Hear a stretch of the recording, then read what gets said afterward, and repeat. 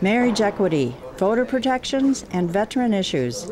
Mike McIntee, Secretary of State candidate Steve Simon, and blogger Tommy Johnson joined Tim O'Brien on Democratic Visions. Here's Tim.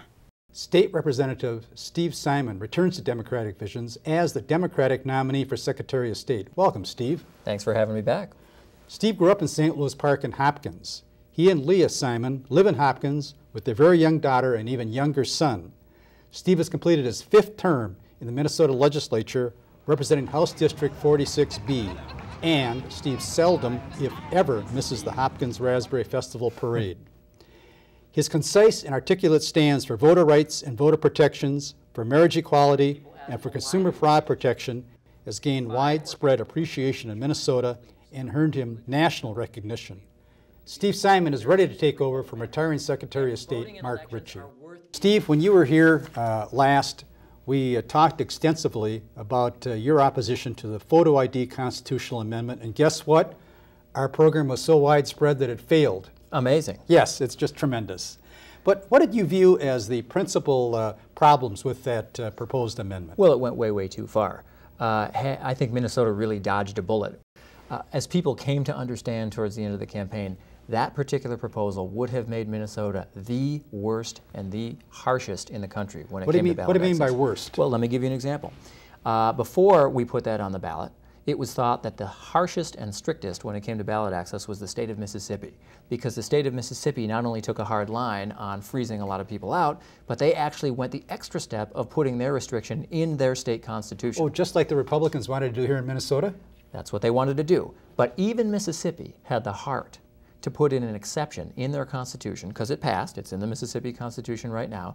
Even they had the heart to put in an exception for folks who lived in senior and assisted living facilities. Not Minnesota. The proposal that was on the ballot didn't even have that sort of bit of compassion in it. Well, I know that we're presently now initiating what I guess is euphemistically expressed as no excuses absentee voting, which came out of the legislature. That's right. Tell us about that. Well, I worked on that for 7 years. That was my bill. I chief authored it.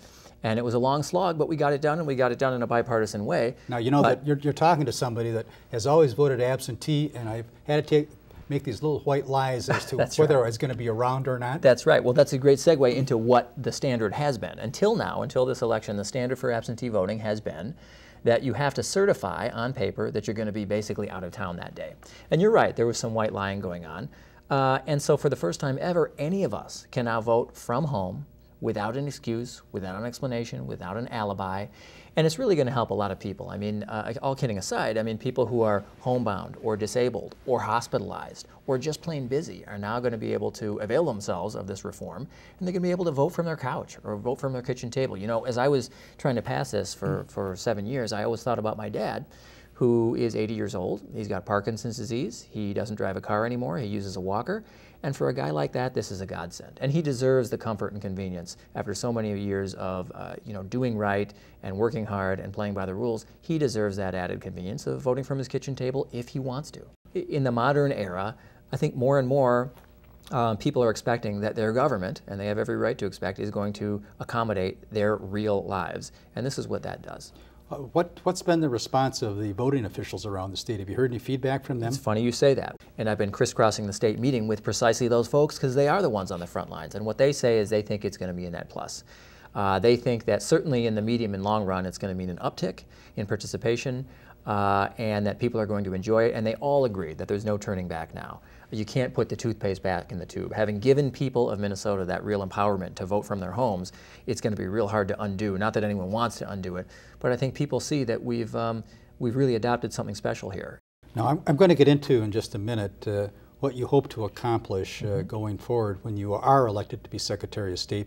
But tell me, and you don't have to get into anything that you don't care to talk about, but draw some distinctions between yourself and your opponent. Tell our viewers why they should vote for you instead of the Republican. Well, there are at least a couple reasons. One is just depth of experience and passion on these issues. For 10 years in the legislature, I have put my heart and soul into the issues that pertain most directly to this office: ballot access, election reform, voter rights, and with good results. real results, like no excuses absentee voting. I'm chair of the House Elections Committee, but forget the title. The titles don't matter much.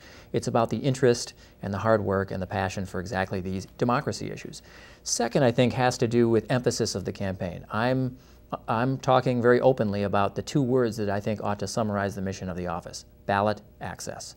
Ballot access is where it's at. That's what the office is all about when it's functioning best and being closest and best serving the people. And that's what I intend to perpetuate. It's about swinging those doors open wide and not shutting them in people's faces like some people appear to want to do. And then third, I think, and this is a special one, I think, maybe unique among state offices is the Secretary of State in this respect. People have an expectation in Minnesota, I believe, that the person who occupies that office, though he or she has a partisan affiliation and has strong views and strongly, deeply held values, that the person who holds that office in particular and maybe uniquely is not going to only be a chest-thumping, table-pounding partisan. It's not a place for ideological warriors. It's a place for someone who can be an honest broker that others may not always agree with, but that they respect and trust. Think about Joan Grow, who for 24 years in Minnesota was that honest broker. I think Republicans would tell you that they trusted her, even if they didn't vote for her or agree with her. It's someone who can inspire that kind of trust and confidence, and someone who's not going to put their thumb on the scale for any particular movement or party. Well, you've got the background, the experience, and the wherewithal to serve as a great Secretary of State, but what made you decide to run? Like so many of us, I'm the child of immigrants. My great-grandparents came to this country. They fled, I like to say. They didn't just emigrate. They fled from Lithuania, from Eastern Europe. They weren't treated very well over there. They were treated very poorly. And they didn't have a say where they came from in terms of how they were governed or how their lives were run by others. They came to this country, specifically to northern Minnesota, and finally they had a voice, they had a vote, and thereby they had a say. And that's what voting is. It's our voice and it's our say. And no matter what other issue you care about, whether it's education or healthcare or transportation or taxes or jobs or whatever, all of those issues lead to the ballot box because they all depend for success and advancement on elections that are free and fair and open and secure. And if you don't have that, you don't have much of anything in a democracy. So I think it's tremendously important. I totally understand that this is one of those offices that won't get the big headlines that a governor's race does or a U.S. Senate race does. I understand why that's the case, but it's also one of those offices that's critically important, as we've learned here in Minnesota with two very close recounts of national and international fame. And it's one of those offices you don't miss until it's gone, so to speak. And by gone, I mean in the hands of someone who doesn't share those same values, who thinks that the office is more often than not about more burdens, more barriers, more hoops and hurdles. I reject that stand. I think it's about opening the doors for eligible voters as wide as you reasonably can and giving more people the opportunity to participate. So you deserve plaudits for fighting off, among others, of course, fighting off the photo ID constitutional amendment and to get the no excuses absentee voting in place. Can we look to you to be a promoter of early voting going forward? No, absolutely. Tell us what, Tim, what do you envision an early voting Sure. legislative enactment to be here? Well, and just for your viewers, there's the critical difference. So early voting means a vote that you cast and count prior to Election Day. Now keep in mind, 33 other states have early voting. We don't. We're one of the 17 states that don't. And we in Minnesota usually pride ourselves on being the leading edge, the front line of reform. And here we're not. We're behind. So 33 states have it, including all the states that surround us, Wisconsin, the Dakotas, Iowa, and that would mean you could cast an in-person ballot just like a regular polling place for, say, a week or 10 days or 2 weeks from before. Now, I have heard some rather thoughtful response to the early voting concept. There's a lot of times when things actually develop in the very last stages of a campaign, Sure. which show the makings of the particular candidate that's Right. involved. And that's true, and I think most people will choose to vote towards the end for that reason anyway. But I would tell you this, there are certain people, certain Minnesotans, for whom that kind of consideration is really a luxury. Take our overseas Minnesotans, mostly military, but not only. It can be business people, it can be students or missionaries or diplomats, people who vote and live and are from Minnesota but who live overseas. For those folks, they need that extra time, literally, by virtue of, postal times. And I understand that to pundits or political journalists, it may not be the norm, and it may not be as fun in some sense. But I believe that's outweighed in the end by giving people reasonable advance opportunity to vote in the way that makes them comfortable, as long as we have security in place and integrity assured for our elections. Now, the loyal opposition gets a craw in their throat when they think about same-day registration. Right. What's going to be your position should there be any attempt to roll back same-day registration? I would passionately and vehemently oppose any attempt to Tell roll us back. why. Minnesota was one of the first states in the country to implement it in the 1970s, and we are much admired and much imitated for it. To this day, I talk to legislators and other policymakers in other states who say, boy, do we wish we had same-day registration. It's efficient, it's effective, it's empowering. It incentivizes people to vote more. They don't feel that voting is some chain link fence that they have to climb in order to participate. It's welcoming and inviting. I think it was one of the best moves that Minnesota made in terms of democracy in our 150-plus year history. It's part of the fabric of Minnesota right now. People expect it. I think you'd have a lot of really angry and frustrated people if we were to tinker with same-day registration. Steve, thanks for stopping by. Steve Simon, our next Minnesota Secretary of State. Thanks for having me.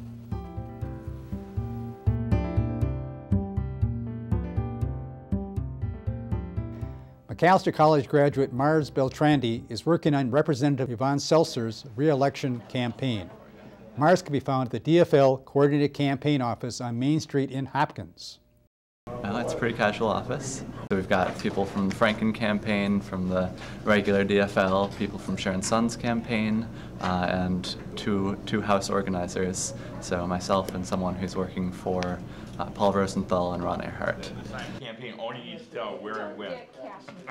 I'm volunteering because I actually had the chance to work with Yvonne at the State House in St. Paul and got to see all the good work that she was doing and thought it'd be really fun and also really worthwhile to come out and help her out, help make sure she gets reelected. I believe we phone bank on Sundays and Mondays if you're available then. There's a lot of young people that come in. A lot of recent grads actually work here. We got a pretty good sized high school volunteer contingent, senior citizens who come in during the days and help out and make some calls. I mean, most of what we're doing throughout the day is it's calling volunteers, trying to recruit people to come in and help us out, calling voters and trying to persuade them to vote for our candidates, and it's organizing door knocks, training people in how to do all these things. It's really important that people come out and volunteer right now. We're trying to knock on everybody's door in the district 3 times, and so that means we have to start now because that's 10,000 doors that we got to hit, and it takes a long time, even with the help of volunteers. So just give us a call if you're interested. We're located in downtown Hopkins at a building called Cobblestone Court in 915 Main Street. You can ask for me personally. My name is Mars, and I'm looking forward to seeing you here.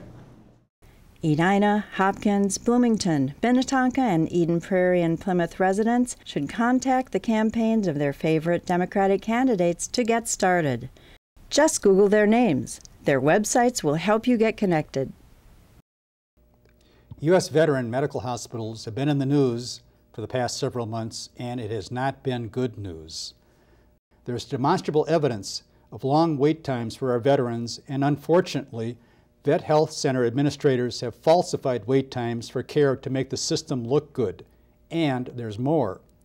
With us is blogger and Democratic Vision's regular Tommy Johnson. Tommy is a vet and an advocate for veteran services. Tommy, welcome back. Thanks. It's nice to be here.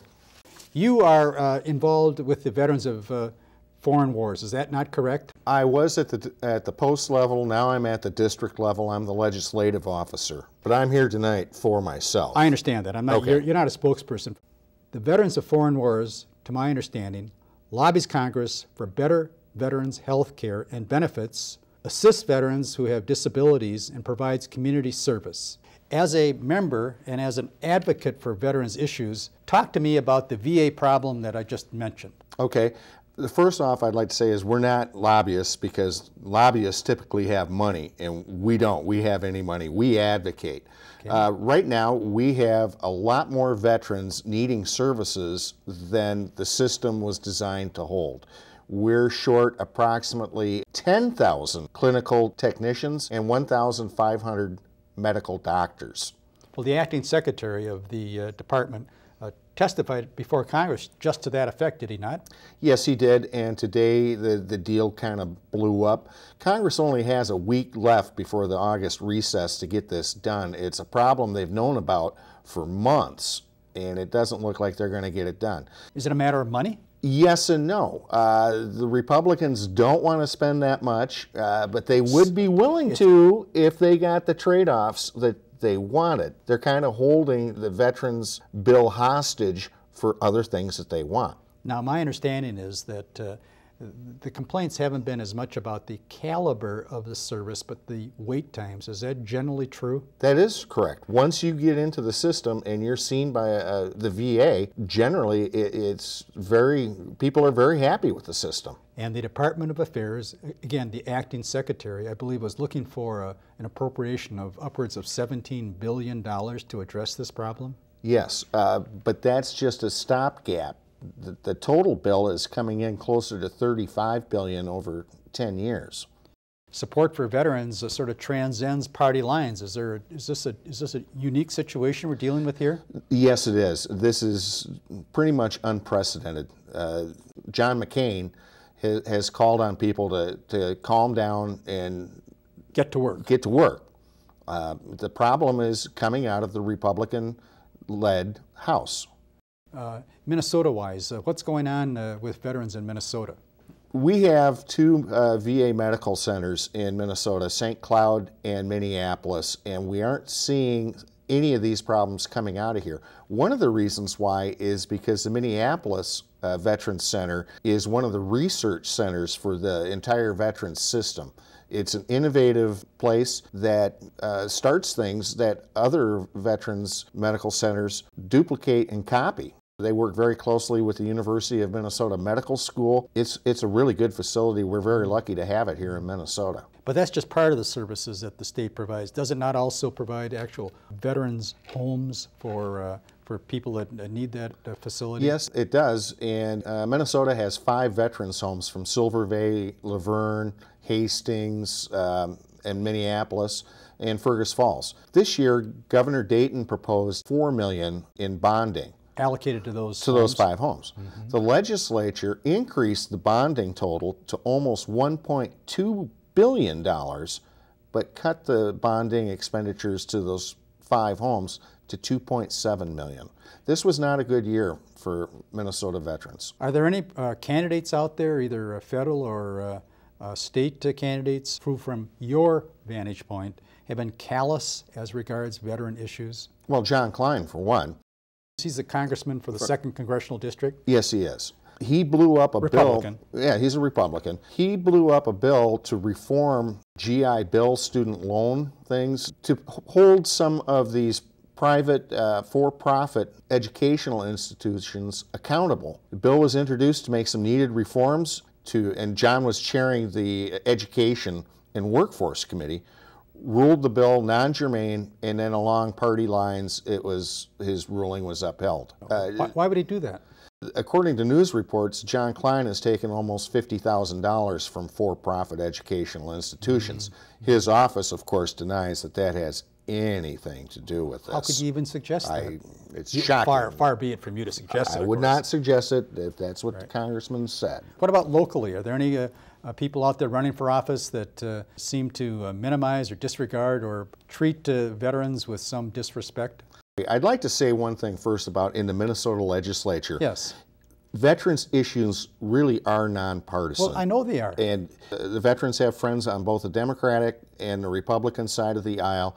It's really rather refreshing when you go to a veterans committee hearing in St. Paul and you don't hear the partisan bickering. All you see is politicians from both sides of the aisle trying to do what's best. Well, trying to do what's best for those the veterans who have given so much to their country. Well, thank you. In Eden Prairie, there's a lady named Sheila Kinney who used to be a blogger, and she's challenging Republican House of Representatives member Jennifer Loon because, according to Ms. Kinney, Republican Loon is not conservative enough. Now, this is as I recall, Jennifer Loon has got like 100% rating from the MCCL and 100% rating from the Minnesota Chamber of Commerce, but she made the mistake apparently of voting in favor of the marriage equality statute. Is that correct? That is correct, because her district made the mistake, I should say, from the perspective of the diehard Tea Party people. Yes, because the marriage amendment was overwhelmingly defeated in her district. When she took that vote, and it was a very tough vote, she said that she heard loud and clear from her district that that was the right vote to take. Party activists disagree. So she voted, she voted with her constituents. Yes, she did. She voted with the constituents. My objection to Ms. Kinney is she wrote a blog post where she called the Iraq-Afghanistan Veterans of America the nation's largest current conflict organization of veterans that have served in Iraq and Afghanistan. She questioned the patriotism of its founder, Paul Rieckhoff, who served in Iraq. She called into question the patriotism of 4 generals and a full bird colonel to boot, and suggested that those organizations and those officers had infiltrated the military as leftists. You gotta be kidding me. No, I wrote a blog post comparing her to Joe McCarthy. One of the leaders of the forefront of the VA problem in DC has been IAVA and its founder, Paul Rieckhoff. But this Republican has questioned this organization and its founders' patriotism. Now, wasn't there another statement without much foundation by Ms. Kinney several years ago having to do with the Eden Prairie Veterans Memorial? Yes, the Veterans Memorial cost over $400,000. 3/4 of it was approximately was raised through donations and fundraising, and the state kicked in $100,000, 24%, something like that. She called it pork barrel politics. Wow. I suspect you might have written a blog about that also? I have not yet, but that is coming out. Well, Tommy is a prolific blogger and is a front pager at Minnesota Progressive Project. Tommy, thanks for stopping by. Thanks, Tim. Hope to see you again.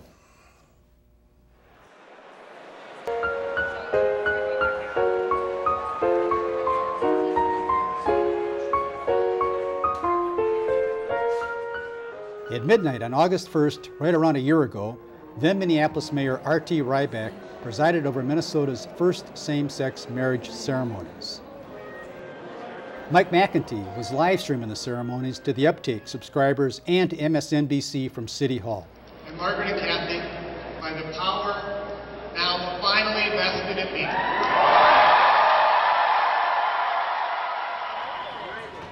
Earlier that evening, he and videographer Bill Sorm were doing same at a pre-wedding celebrations at the Wild Roast restaurant.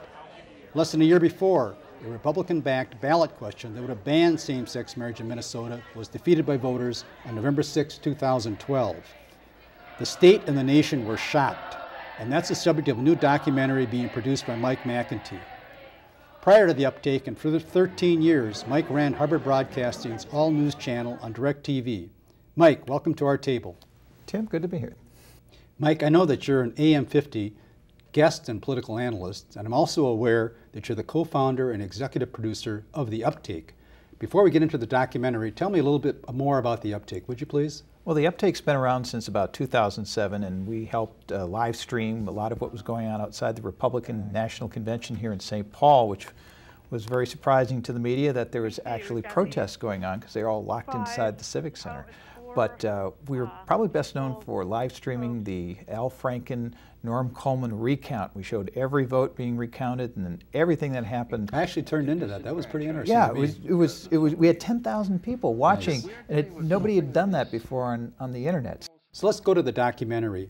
Now, this is about how Minnesota became a marriage equality state. Is that correct? That's correct. What was the impetus behind putting together a document? Well, because I thought it was such a great story. I mean, first off, 29 states in a row had somehow, said that same-sex marriage was going to be illegal or unconstitutional, and we got to Minnesota, and it looked very dark. It was this constitutional amendment was going to pass, and suddenly somebody figured out how to turn this thing around, and not only did it not pass, but a couple months later, we made same-sex marriage legal in Minnesota. That's a big turn. I wanted to show what happened and who did it. Well, how did you do that? How did you decide what to incorporate into this documentary? Well, luckily enough, we had been covering this in the legislature, so we had all the video of everything that happened there. That's where a lot of it was fought about.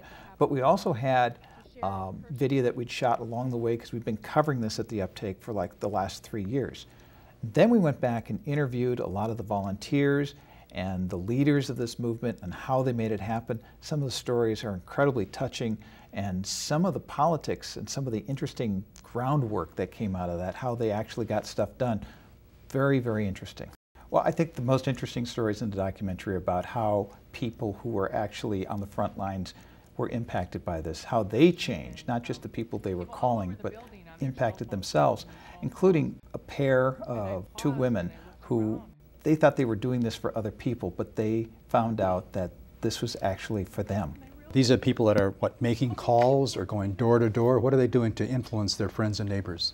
Well, they're doing just that. They're going door to door. They're talking to the people they know, their relatives first probably, and then their friends. But they're also then sitting in phone banks and making calls night after night, sometimes to the very same people, and following up just to make sure that people are moving a little bit on this issue. Do you have any sense as to how many people actually actively participated in the defeat of the amendment? There were, I think, by estimates of several thousand, maybe even 10,000 volunteers at one point. Now, is this going to extend into some of the political ramifications of the passage of the amendment?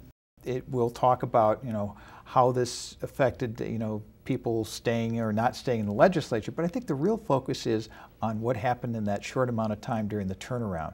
And some of it was very interesting on what we found out about how elections are won or lost. Because this polled incredibly badly in Minnesota, meaning it was going to pass, and somehow that changed, and the politics that got that done is what this movie's about. Is it fair to say it's sort of shot from the inside of the events that are taking place? Well, some of it is, especially on election night when they got the news that they had won.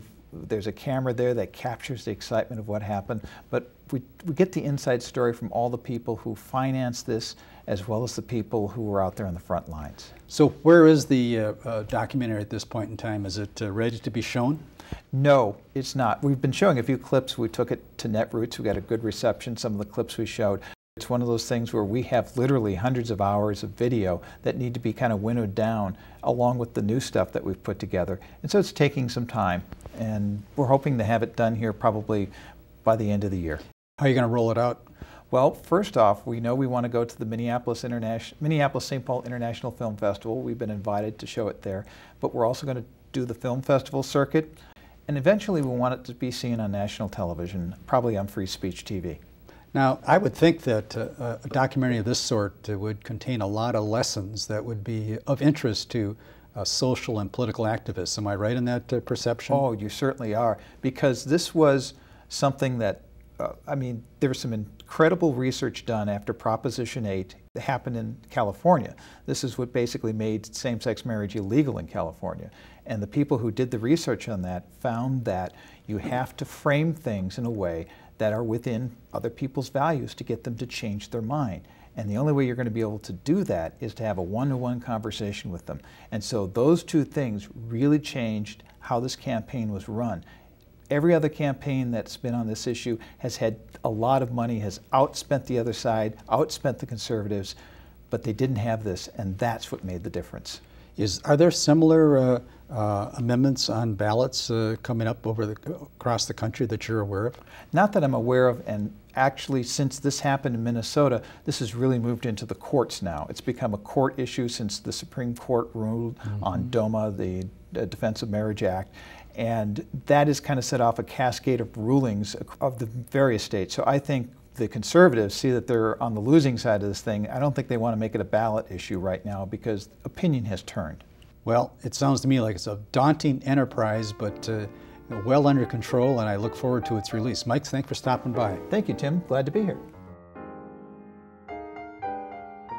Democratic Visions is independently handcrafted by lefty Southwest Suburban volunteers for the entire metro region.